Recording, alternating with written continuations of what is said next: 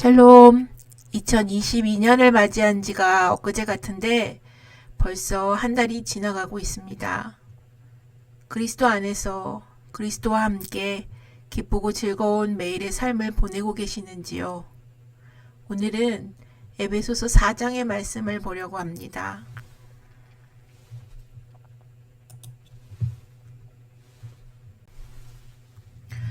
바울은 3장까지 온 세상이 그리스도를 통하여 새롭게 되고 하나가 되는 하나님의 웅대한 비전을 설명했습니다. 이제 그는 새 창조의 첫 번째 피조물인 성도와 교회가 무엇을 어떻게 해야 하는지를 가르치기 시작합니다. 우리의 행동은 아주 어린 시절부터 우리의 정체성과 연계되어 있습니다. 그가 어떤 사람인지는 그가 어떻게 행동하는 것이 마땅한지에 영향을 미치며 그가 어떤 신분인지는 그의 걸음걸이를 통해서도 알 수 있습니다. 또한 그가 누구인지는 긴박한 순간에 어떻게 행동해야 하는지에 영향을 미칩니다. 일생에서 우리가 어떤 사람이냐의 문제는 우리의 행동의 처음부터 끝까지 연계되어 있습니다. 이것이 바울이 4장을 시작하면서 우리에게 권면하는 기본적인 삶의 원리입니다.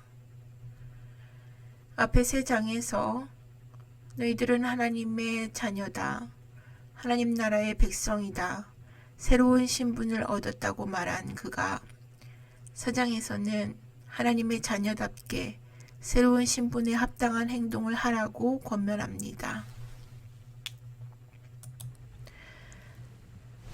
이제 우리가 어떻게 행동해야 하는지를 말씀을 한 구절씩 짚어가면서 자세히 살펴보도록 하겠습니다.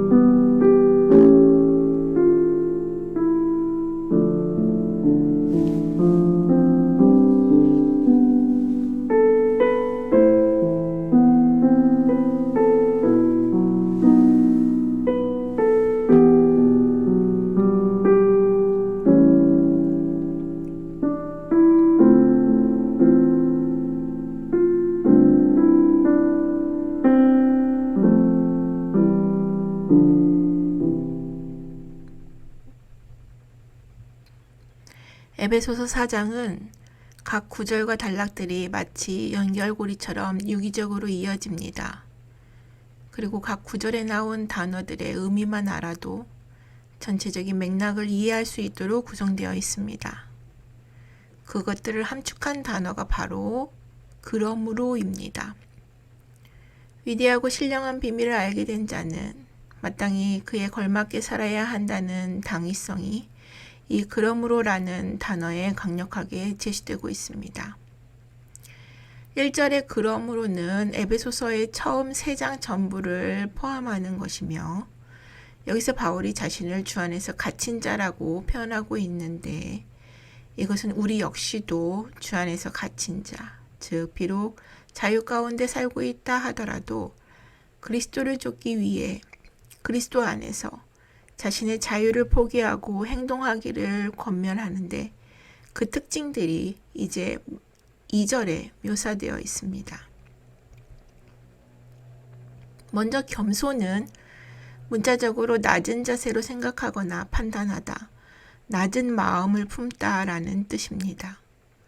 하나님께서 바라보는 시각으로 자신을 보는 것으로서 최고의 권위를 갖고 있는 것이 자신이 아니라 하나님이심을 기꺼이 인정하는 것을 의미합니다. 또한 겸손은 하나님을 섬기는 삶을 가장 기쁘게 여기는 마음을 의미합니다. 이러한 겸손은 그리스도인의 가장 기본적인 덕목인데 예수께서도 자기를 비워 종의 형체를 가지사 자기를 낮추시고 죽기까지 복종하셔서 당신의 겸손을 나타내셨습니다. 그런데 이 겸손에 이르기가 참 쉽지 않은 것이 지나치게 겸손에 초점을 맞추면 오히려 겸손과는 정반대인 교만이 되어버리기 때문입니다. 자신이 겸손하다고 주장하는 순간 오히려 겸손은 사라져버리고 맙니다. 세상은 겸손보다는 교만, 곧 자랑을 부추깁니다. 역사의 흐름 속에서 사탄의 지배를 받는 타락한 인간 본성은 겸손을 피하고 교만을 옹호했습니다. 사회는 빼어나게 성취한 사람들을 인정하고 칭찬하기를 좋아하며 과시하고 자랑하는 것이 세상의 흔한 거래 상품입니다. 그런데 안타깝게 교회도 세상의 시각과 패턴을 따르기 일쑤입니다. 숱한 프로그램과 조직을 만들어 상과 사람들의 인정이라는 피상적 미끼를 던지고 있는 것도 사실입니다. 심지어 인간이 하는 일들로 구원에 이를 수 있다고 하는 공로주의도 지배적입니다. 동기부여와 계기가 되게 하고자 하는 순수함이 오히려 수단과 목적으로 얼룩져서 본질을 잃어버리게 되는 것은 아닌지 냉정하게 살펴야 하겠습니다.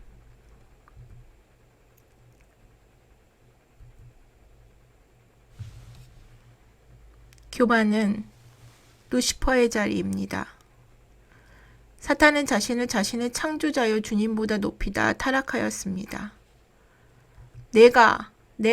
내가라고 했기 때문에 하늘에서 쫓겨났습니다. 나는 신이라고 했기 때문에 하나님이 그를 하나님의 산에서 쫓아내셨습니다. 그리고 그 사탄의 꼬임에 넘어간 아담과 하와의 원죄는 교만, 곧 하나님의 명철보다 자신들의 명철을 더 신뢰한 것이었습니다. 교만은 사탄에게서 오는 최고의 유혹입니다. 이 교만으로부터 우리를 지킬 수 있는 유일한 보호막, 곧 겸손의 유일한 근원은 하나님을 보는 바른 시각입니다. 우리는 자신의 능력, 소유, 교육, 사회적인 지위, 외모, 권력, 심지어 성경 지식이나 종교적인 성취까지 자랑하고픈 유혹을 받습니다.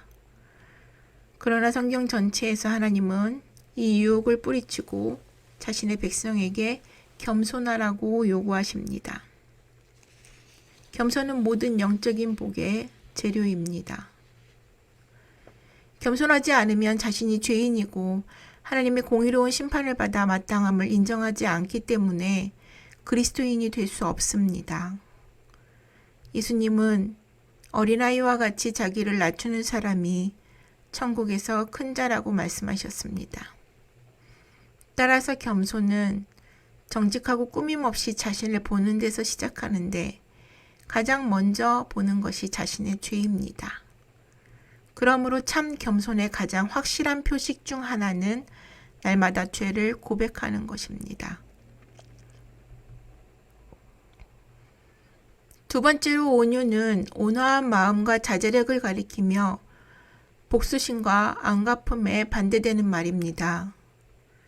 예수님께서 제시하신 8복 중 셋째 복에 등장하며 성령의 열매 중에 하나이기도 합니다. 온유는 길든 야생 동물, 특히 길들고 훈련된 말을 가리킬 때 사용되었습니다. 즉 온유는 하나님의 통제, 즉 다스림 아래 있는 힘을 의미합니다. 민수기 12장 3절에 모세는 온유함이 지면의 모든 사람보다 더하더라라고 묘사되어 있는데 이는 그가 하나님의 성품과 약속에 있었으며 자신은 아무것도 아니고 하나님이 전부였으며 하나님의 능력으로 모든 것을 성취할 수 있었다는 표현입니다. 따라서 온유의 표식 중 하나는 자기 부인, 자기 절제라고 할 수 있습니다. 따라서 온유한 사람은 하나님의 말씀에 기꺼이 반응하며 심어진 말씀을 겸손하게 받아들이는 자입니다. 오래 참음입니다. 오래 참음은 겸손과 온유의 산물로서 문자적으로는 성미가 느긋하다, 참을성으로 번역이 됩니다. 오래 참음 곧 인내라는 말을 달리 번역하면 긴 시련인데 이는 오랫동안 고난을 당한다는 의미입니다. 오래 참는 사람은 부정적인 환경을 견디고 또 그 환경에 절대로 굴복하지 않습니다.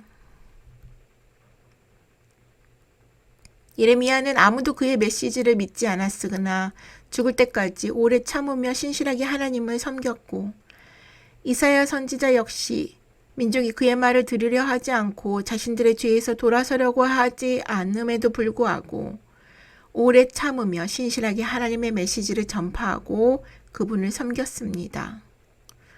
오래 참는 성도는 모든 것에 대한 하나님의 계획을 의심하거나 불평하며 투덜대지 않고 그대로 받아들이는 자입니다. 새 사람이 된 그리스도인의 합당한 행함의 넷째 요소는 사랑 가운데 서로 용납하는 것입니다. 베드로는 사랑은 허다한 죄를 덮느니라 라고 했습니다. 야고보는 죄인을 미혹한 길에서 돌아서게 하는 자가 그 영혼을 사망에서 구원하며 허다한 죄를 덮는 것이라고 했습니다. 따라서 진정한 사랑의 실천은 복음 증거이고, 이 복음 증거를 통한 구원 사역을 전제할 때 그리스도의 사랑 가운데 서로 용납할 수 있는 것입니다. 이것이 바울이 말하는 영적인 하나됨입니다. 영적인 하나됨은 세속적인 수단들을 통한 인위적인 노력으로 이루어내는 것이 아니라 구원의 복음을 지켜내는 것입니다. 이 영적인 하나됨은 성령이 하나되게 하시는데, 이 성령이 하나되게 하신 것을 위해 예수님은 겟세마네 동산에서 그토록 간절히 기도하셨습니다.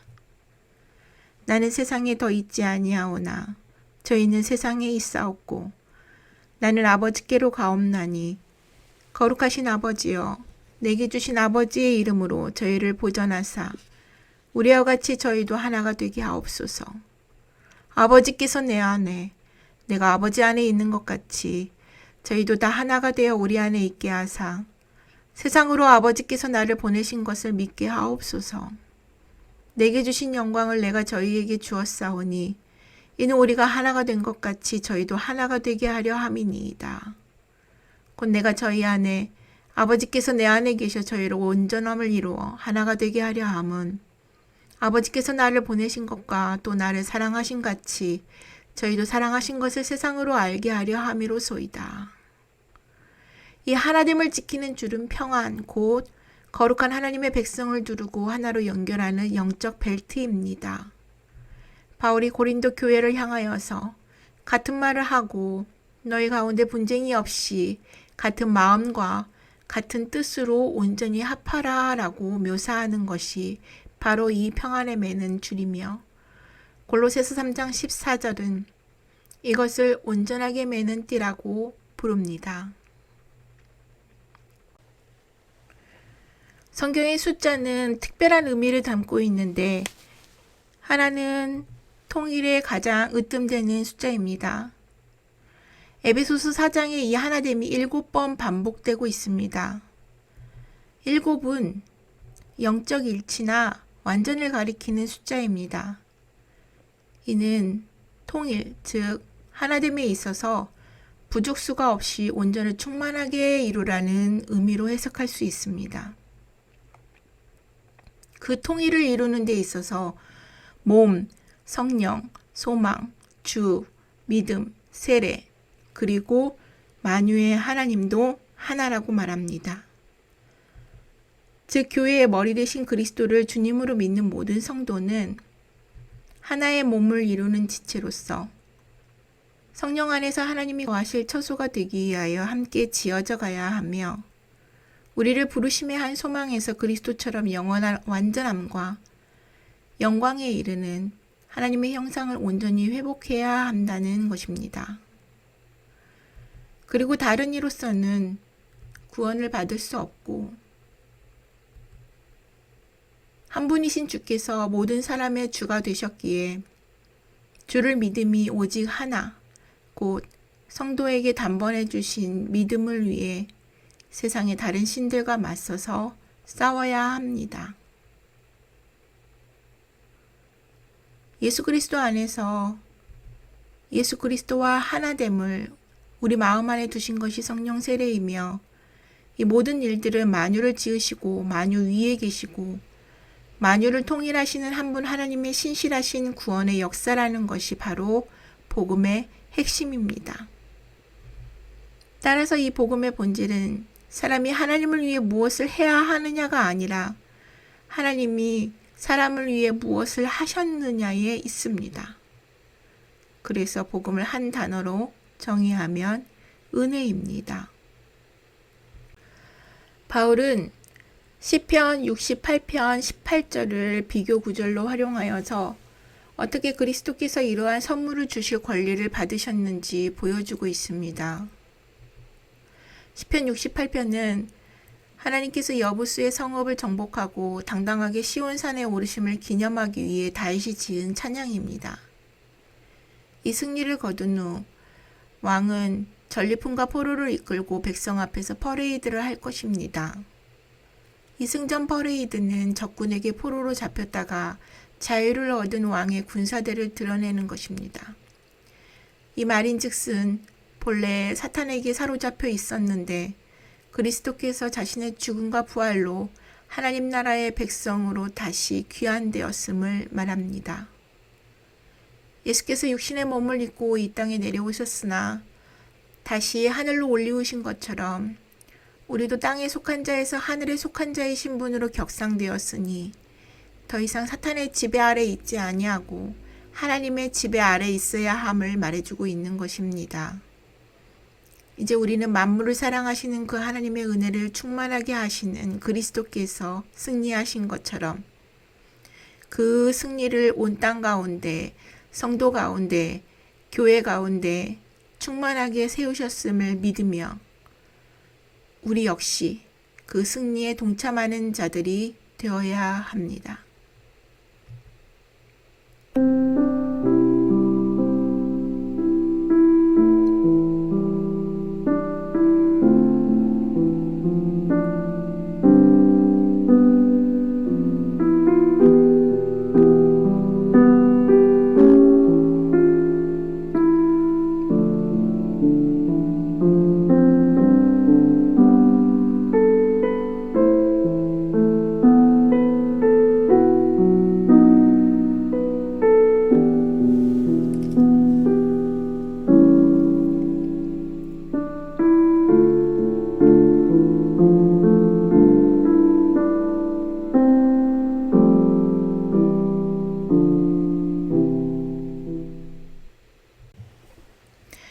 하나님은 은혜로 말미암아 은사를 받은 사람들인 사도와 선지자를 세워 부르셨습니다.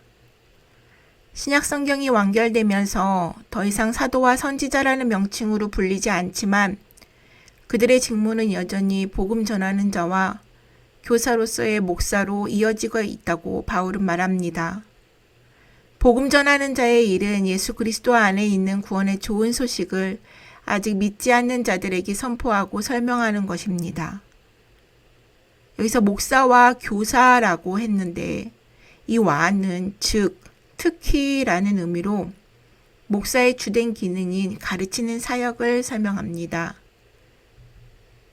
그것은 성도를 온전케 하기 위함이며 봉사, 즉 예배의 일을 하기 위함입니다. 우리가 봉사라는 말을 왜곡해서 소위 교회에서 제반되는 활동들을 위해서 애쓰는 것에 국한시켜서 이해하는 자들이 있지만 여기서의 봉사, 서비스라고 하는 것은 예배를 의미합니다. 목사 곧 교회의 지도자가 수행해야 할 일들 중 하나가 하나님을 예배하는 일이라는 것입니다. 그리고 머리 대신 예수 그리스도의 가르침에 따라 그리스도의 몸을 온전히 세우는 일을 수행해야 합니다. 이것이 바울이 말하는 하나님의 교회를 돌보는 일입니다. 온전하게 한다는 것은 원 상태로 회복된 것, 완전해진 것을 가리키며 본래 이 단어는 뼈를 맞춘다는 의미의 의학 용어로 흔히 사용되었습니다. 히브리서 기자는 양들의 큰 목자이신 우리 주 예수를 영원한 언약의 피로 죽은 자 가운데서 이끌어내신 평강의 하나님이 모든 선한 일에 너희를 온전하게 하신다라고 말합니다. 하나님은 성도를 온전하기 위하여서 성경을 도구로 사용하시며 기도를 통하여서 풍성하게 하시고 시험과 고난을 통하여서 단단하게 하십니다. 고난도 영적으로 온전하게 하는 수단이 되며 시험과 고난은 사랑이 넘치고 주관적인 자신의 뜻에 따라 성도에게 허락된 하나님의 일하심의 방법입니다. 그러므로 교회에 절실히 필요한 것은 조직 재정비도 아니고 프로그램도 아닙니다. 교회에 절실히 필요한 것은 바로 영적 성숙입니다. 종교적인 오락은 영적 성숙에서 비롯되지 않고 영적 성숙으로도 이어지지 않습니다. 그것은 오히려 자신에게서 비롯되며 자신을 높일 수 있을 뿐입니다. 교회가 영적인 정체에 빠지는 이유 중에 가장 큰 것 역시 이러한 온갖 활동과 프로그램에 매여서 기도와 말씀에 집중할 시간을 거의 내지 못하기 때문입니다. 교회 지도자들의 첫째 관심은 기도하는 일과 말씀 사역이어야 합니다. 기도와 말씀 가르치기에 충실히 봉사할 때 지체들도 하나님을 예배하는 삶을 온전히 살아낼 수 있으며 그리스도의 몸을 온전히 세울 수 있게 되는 것입니다. 교회의 궁극적인 영적 목표는 믿는 것과 아는 일에 하나가 되는 것입니다. 고린도 교회가 분명하게 보여주듯이 교회의 분열은 교리적인 무지와 영적인 미성숙에서 비롯된 것이었습니다. 따라서 교회가 하나 될 수 있는 길은 하나님의 진리를 바르게 알고 바르게 이해하는 믿음입니다.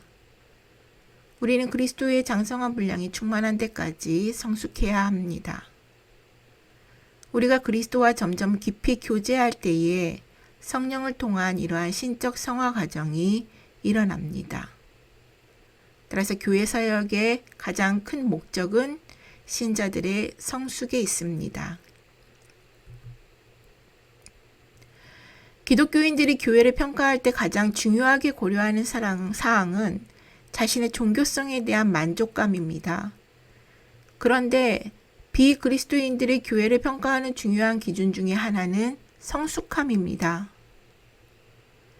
기독교인들의 기준보다 비기독교인의 기준이 오히려 성경에 더 가깝다는 것은 참 역설적이라고 할 수 있습니다. 이 역설은 이 땅에서 예수를 닮아가는 삶이 거의 불가능하다고 속단해버린 그리스도인의 좌절 때문에 생겨났을 가능성이 높습니다. 그러나 그 좌절을 사탄이 이용하도록 내버려 둬서는 안 됩니다. 우리의 연약함이 우리의 본질과 우리의 사명을 포기하는 이유가 되어서는 안 됩니다. 우리는 영적 본질을 붙잡을 때에 유아적인 신앙에서 벗어날 수 있습니다. 14절에 나오는 괴술은 속임수를 말하는데 이 말은 정육면체라는 단어의 어원으로 주사위 놀이를 가리키는 데 사용되었습니다. 도박꾼들이 이익을 위해 주사위를 조작하던 것을 지칭하는 말이죠. 교활 역시 비슷한 용어로서 진실처럼 보이도록 오류를 교묘하게 조작한다는 의미를 내포합니다. 유혹은 마귀의 관계를 가리키는 데 사용하는데 의심의 여지 없이 계획되고 교묘하며 체계화된 오류를 말합니다. 바울의 말의 핵심은 영적 어린아이는 이 위조된 진리에 쉽게 속아 넘어가겠지만 영적으로 온전하게 되고 성숙한 신자는 사람의 속임수도 마귀의 간사한 유혹에도 이끌려 가지 않는다고 선언합니다. 16절에 사랑 안에서 세운다라는 것은 사탄의 관계에 밀려 요동하고 속는 것에 반대되는 말로서 사랑 안에서 참된 것을 한다는 의미입니다. 요한복음 17장 13절로 26절에 기록된 예수님의 기도에서 교회가 6가지 표지, 즉 기쁨, 거룩, 진리, 선교, 연합, 사랑을 소유해야 할 것을 주님이 기도하셨습니다. 그런데 이 지표들의 제일 마지막인 사랑을 제거하면 다음과 같습니다.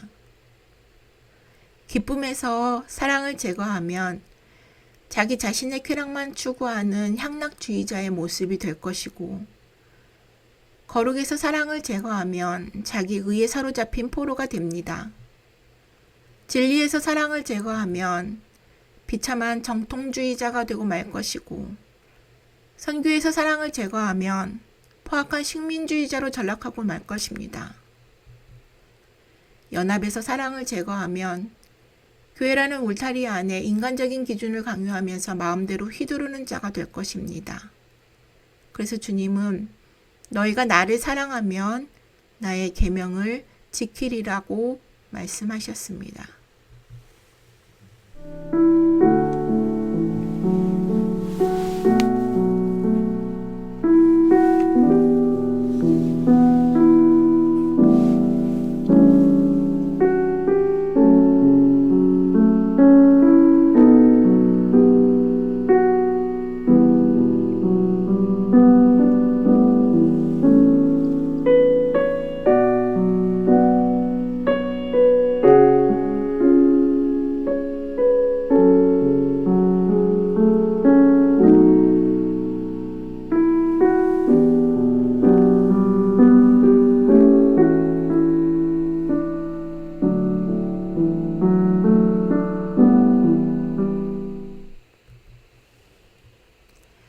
17절의 이방인은 하나님을 모르고 거듭나지 않은 모든 이교도를 가리킵니다. 에베소는 로마 제국에서 손꼽히는 상업과 문화의 도시였습니다. 에베소는 거대한 아데미 신전, 곧 디아나 신전을 자랑했으며 이 신전은 고대 세계의 7대 불가사의 중 하나였습니다. 그러나 에베소는 방탕과 성적인 부도덕으로 유명한 도시였습니다. 숱한 악의 중심지였고 온갖 시상을 여기저기에서 볼 수 있었습니다. 아데미 신전은 당시 예술품이 가장 많이 보관된 곳 중 하나였으며 은행으로도 사용되었습니다. 심지어 범죄자들의 피신처 역할을 하기도 했습니다. 에베소 교회의 교인들은 이러한 거대한 악의 시궁창에 떠 있으며 경멸받던 이교도라는 과거의 신분을 가진 자들이었습니다. 이들을 향하여서 바울은 이제부터 마음에 허망한 것으로 행함같이 행하지 말라고 말합니다. 우리는 그리스도 안에 있는 것과 하나님의 사랑받는 자녀라는 것을 알지 못하거나 따르지 않는 세상과는 절대적으로 달라야 합니다. 영적으로 우리는 이미 세상을 떠났고 하나님 나라의 백성이며 천국 시민이기 때문입니다. 세상의 기준도, 세상의 동기도, 세상의 목적도 하나님의 기준에서는 틀렸습니다. 그런데 이 시대의 많은 그리스도인들 역시 에베소의 성도들과 같은 상황에 처해 있습니다. 예수님을 알고 믿게 되었지만 우리의 삶 역시 불신자들과 별반 차이가 없는 것 같습니다. 틀린 것이 아니라 다른 것이라는 지극히 인본주의적인 생각에 사로잡혀 있습니다. 그러나 종교적인 활동보다 중요한 것은 그 모든 행동들이 결국 일상에 대해서는 어떤 결과를 가져오느냐 하는 것입니다. 삶의 위기나 기회 앞에서 어떤 결정을 내릴 때 그 결정의 이유나 근거가 불신자들과 아무런 차이가 없다면 신앙생활을 열심히 할 이유가 무엇일까요? 영적으로 거듭났다고 할지라도 우리는 진리를 전혀 모르는 사람처럼 행동하고 있는 것이나 마찬가지입니다. 나는 구원을 얻었다고 말하면서도 나의 일상을 구원의 빛으로 비추어 볼 생각이 전혀 없는 이 상황을 어떻게 이해해야 할까요? 에베소서는 진리를 품고서도 어두움을 따라 행하는 어리석음에서 벗어나라고 우리에게 말합니다. 17절에서 나오는 허망이라는 말은 바라는 결과를 내지 못하는 것, 절대 성공하지 못하는 것을 가리키는 것으로 nothing, 아무것도 없는 그 무의 상태, 공허와 동의어입니다. 거듭나지 못한 사람은 자기의 생각을 쫓아 자신이 궁극적인 권위가 되며 결국 자기중심적인 공허라는 결과에 이르게 됩니다. 총명의 어두워짐은 하나님의 생명에서 떠남과 짝을 이룹니다. 이들의 어두운 무지, 하나님에게서 분리됨은 마음이 굳어짐, 곧 죄에 머물기로 스스로 결정한 데에 그 원인이 있습니다. 로마서 1장 21절로 22절에 하나님을 알되 하나님을 영화롭게도 아니하며 감사하지도 아니하고 오히려 그 생각이 허망하여지며 미련한 마음이 어두워졌나니 스스로 지혜 있다 하나 어리석게 되었다고 바울은 지적합니다. 마음이 굳어짐으로 말미암아 하나님이 없는 자들이 진리에 반응하지 않는 것입니다. 계속해서 죄를 선택하는 사람의 마음은 굳어지고 마비되어서 영적인 진리를 감지하지 못하며 하나님의 것들에 완전히 무감각해져 버립니다. 거듭나지 못한 그 총명에 어두워진 자는 영적이고 도덕적인 일에 냉랭합니다. 의의 기준을 모조리 거부하고 자신들이 하는 불의한 생각과 행동의 결과에 개의치 않습니다. 양심마저 화인을 맞아서 잘못에 무감각합니다. 이러한 마음들은 필연적으로 방탕으로 이어지는데 왜냐하면 모든 더러운 것을 욕심으로 행하기 때문입니다. 방탕은 전적인 음탕, 모든 도덕적인 절제의 부재를 말합니다. 베드로는 방탕하는 사람들의 특징을 이렇게 설명합니다. 육체를 따라서 더러운 정욕 가운데서 행하며 주관하는 일을 멸시하는 자들에게 특별히 형벌하실 줄을 아시느니라.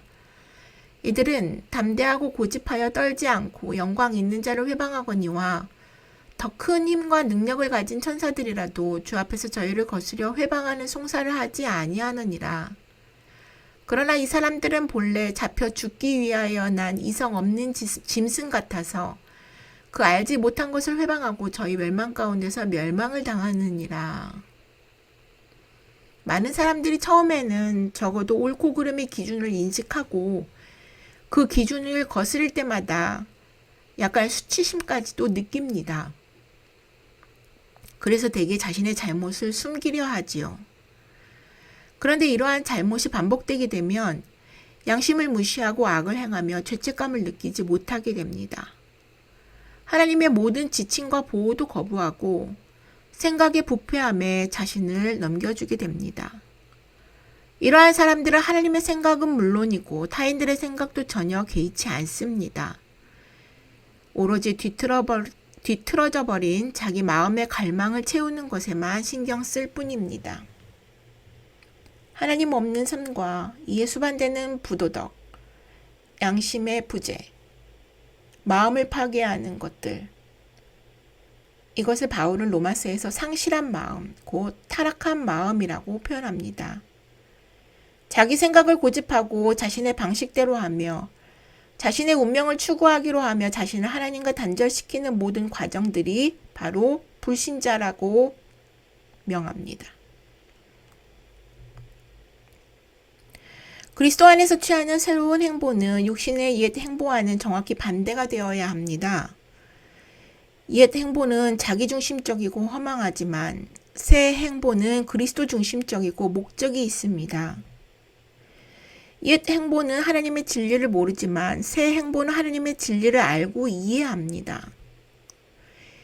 옛 행보는 도덕적, 영적으로 무감각하고 뻔뻔스럽지만 새 행보는 모든 종류의 죄에 민감합니다. 이러한 하나님의 길과 세상의 길은 양립할 수 없습니다. 하나님은 우리가 죄를 버리려 하지 않는다면 결코 구원하실 수 없습니다. 어떤 그리스도인이라도 이 생에서 죄의 실제로부터 완전히 자유로울 수는 없지만 그리스도 안에서 죄를 향하는 자신의 성향으로부터는 자발적으로 자유로울 수 있습니다. 그렇기 때문에 그리스도인의 삶은 그리스도처럼 생각하고 그리스도처럼 행동하며 그리스도처럼 사랑하고 그리스도처럼 되어야 합니다. 24절에 새 사람은 의와 진리의 거룩함으로 지으심을 받는다고 하였습니다. 신자는 하나님 앞에 서기에 합당한 새 본성, 새 사람, 거룩하고 의로운 속사람을 소유해야 합니다. 그래서 바울은 너희 지체를 불의의 무기로 죄에게 내주지 말고 오직 너희 자신을 죽은 자 가운데서 다시 살아난 자 같이 하나님께 드리며 너희 지체를 의의 무기로 하나님께 드리라고 말합니다.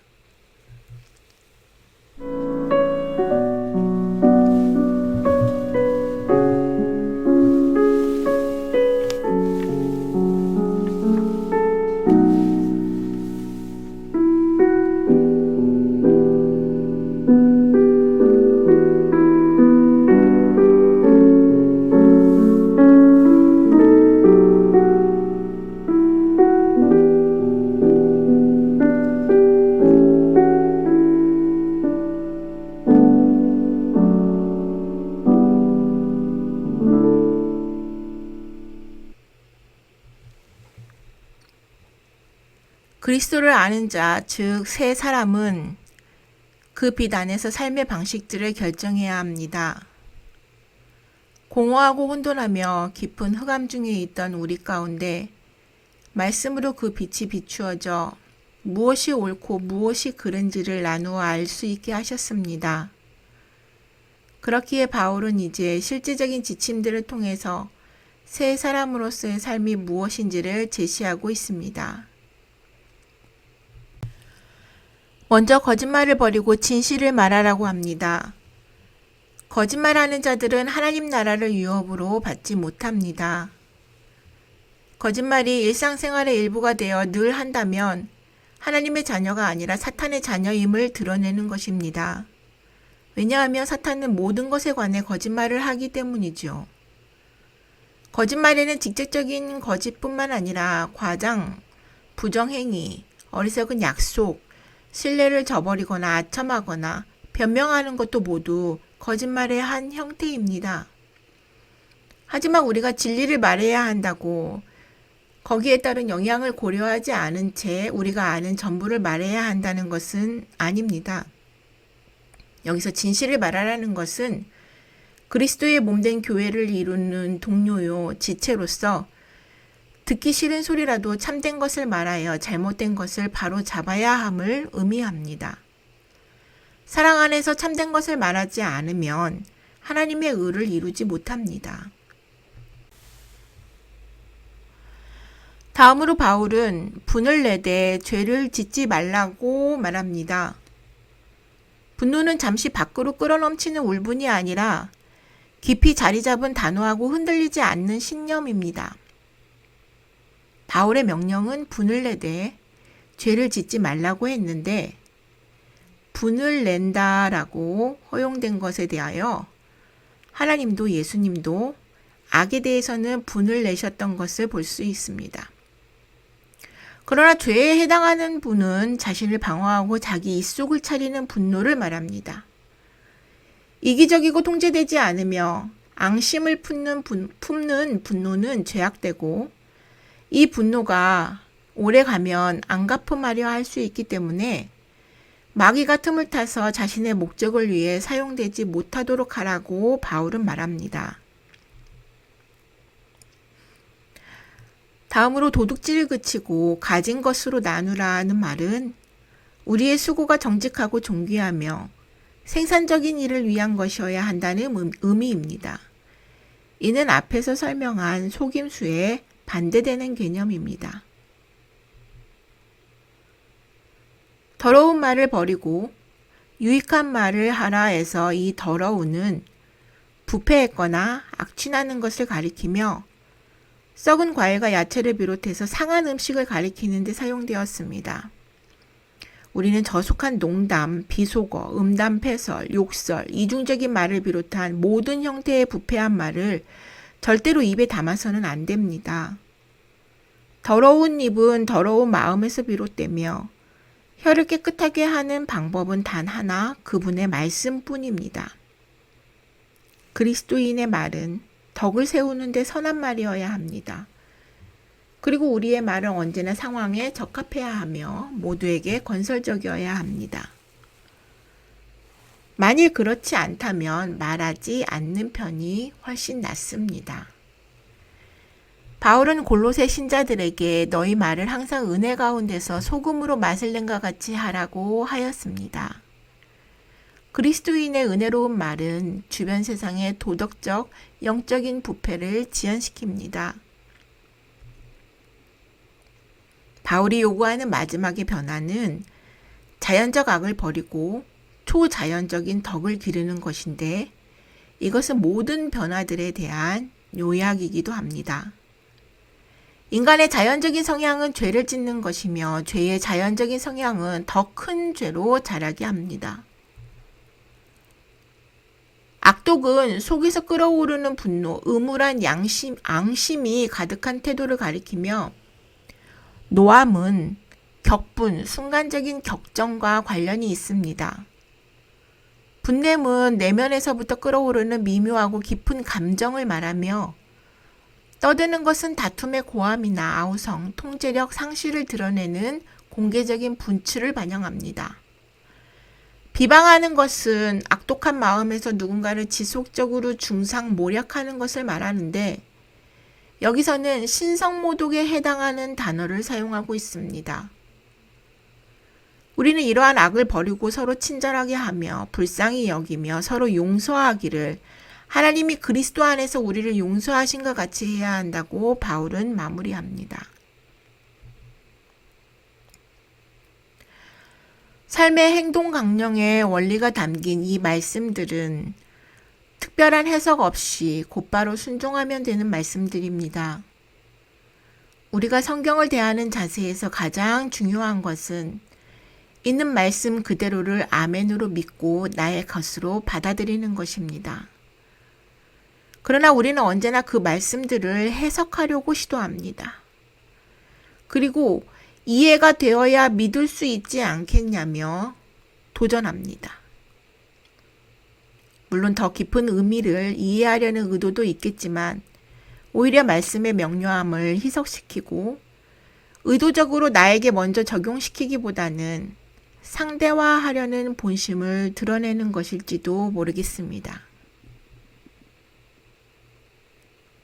우리는 말씀의 능력을 사모하면서도 말씀 그 자체에는 순종하지 않는 모순에서 벗어나야 합니다.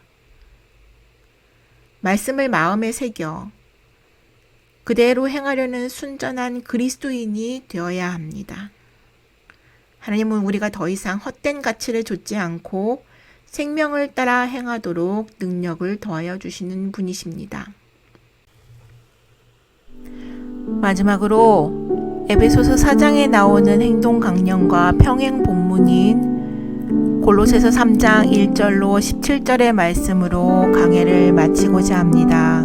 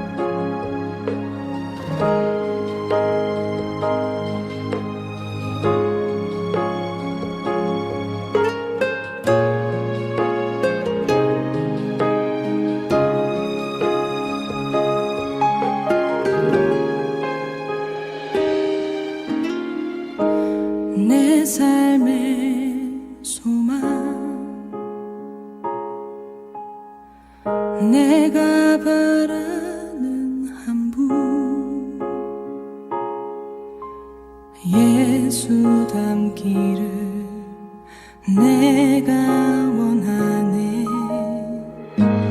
한없는 사랑, 풍성한 긍휼, 예수 닮기를 내가 원하네. 예수 닮기를, 예수 보기를, 예수만 높이기 내가 원하네. 내 평생 소원 예수 닮기를, 예수만 닮기를 내가 원하네.